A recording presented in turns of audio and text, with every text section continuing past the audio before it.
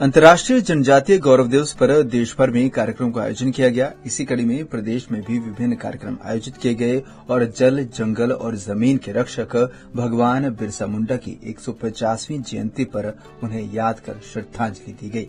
जिला सिरमौर के श्री रेणुका जी में आयोजित कार्यक्रम में राज्यपाल शिव प्रताप शुक्ल विशेष तौर पर शामिल हुए और वर्चुअली कार्यक्रम के जरिए बिहार में प्रधानमंत्री की अध्यक्षता में आयोजित हो रहे कार्यक्रम से जुड़े। इस दौरान राज्यपाल ने रेणुका जी में जनजातीय दर्जा प्राप्त लोगों को ऐतिहासिक रेणु मंच पर सम्मानित भी किया। आज ही जनजातीय गौरव दिवस का भी कार्यक्रम है। भारत के यशस्वी प्रधानमंत्री श्री नरेंद्र मोदी जी बिहार के जमुई से उसका शुभारंभ किए हैं, जिसमें बिरसा मुंडा के वंशज भी वहां उपस्थित हैं। हम सब लोग भी यहाँ जुड़े हैं। यह क्षेत्र भी जनजातीय क्षेत्र के रूप में भी माना जाता है। तो मैं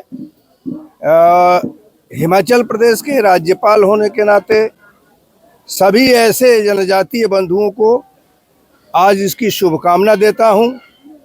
भगवान बिरसा मुंडा के श्री चरणों में अपनी श्रद्धांजलि अर्पित करता हूं और मैं ये मान करके चलता हूं, जिस प्रकार से बिरसा मुंडा जी ने इस देश को स्वतंत्र कराने के लिए अपना बलिदान दिया, वह अद्भुत है।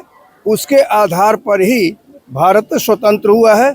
मैं एक बार पुनः अपने जनजातीय बंधुओं को जो है इसकी शुभकामना देता हूं, उनका अभिनंदन करता। इसी तरह से जिला कुल्लू में अखिल भारतीय विद्यार्थी परिषद द्वारा ढालपुर में एक कार्यक्रम आयोजित किया गया। इस दौरान उनकी तस्वीर पर पुष्प अर्पित कर उन्हें श्रद्धांजलि अर्पित की गई और उनके द्वारा राष्ट्र रक्षा के लिए किए गए बलिदान को भी याद किया गया।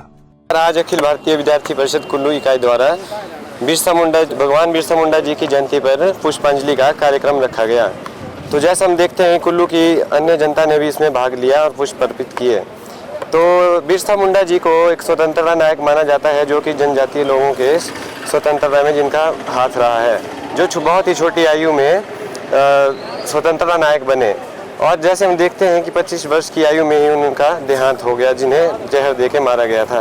तो बिरसा मुंडा जी को भगवान की उपाधि दी गई, जैसे उन्होंने अपनी धरती, जल, वायु और धर्म बचाने के लिए बहुत नेक काम किए हैं और सबको एकजुट रख के सबके साथ चले हैं। तो बिरसा मुंडा जी की जयंती पे हर वर्ष की तरह अखिल भारतीय विद्यार्थी परिषद कार्यक्रम करती है। तो आज पुष्पांजलि का एक कार्यक्रम रखा गया, जिसमें आज सबने भाग लिया और आगे भी अखिल भारतीय विद्यार्थी परिषद ऐसे काम करती रहेगी।